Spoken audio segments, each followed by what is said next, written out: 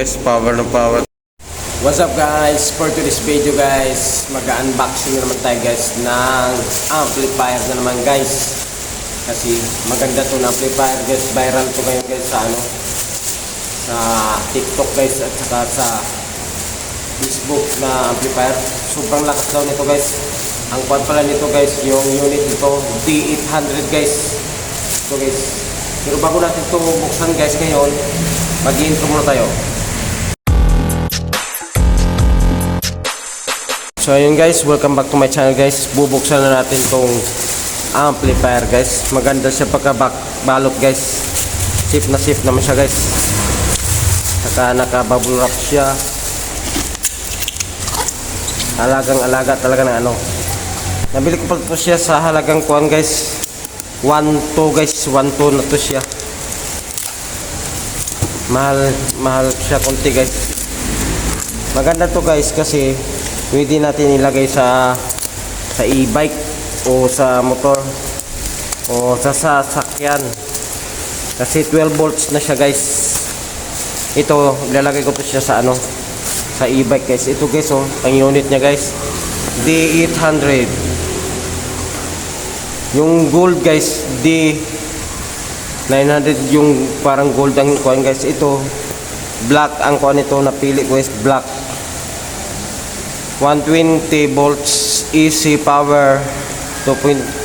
Itong kuha niya guys, maganda to guys. Saka bluetooth pa siya guys. Hey guys, ang taas niya guys. Hey guys, bubuksan na natin siya guys. Ayan na guys, maganda siyang kuha guys. Maganda talagang ito na unit guys kasi yung remote pa lang niya guys. Ang kapal. Yung sa ibang amplifier yan, nipis-nipis ng remote niya guys eh. Saka ito sulit na sulit talaga siya guys. Tapos ang taas niya guys. Ang taas niya na malaki siya. Kaya pala mahal siya. 1,000 mahal. So yan guys ito siya guys. Ito yun. Ito yung niya volume controller. Kaya ito dito yung mga controller ng subwoofer guys sa frequency subwoofer, sa frequency ito siya at saka meron din sa bass. Maganda siya guys. Sige, try muna natin siya guys kung gumana ba talaga, gagana ba talaga siya guys yung binili natin. Baka ito maganda lang to pero hindi pala gumagana. Sige, try natin. Wait lang guys, bago natin paganahin guys.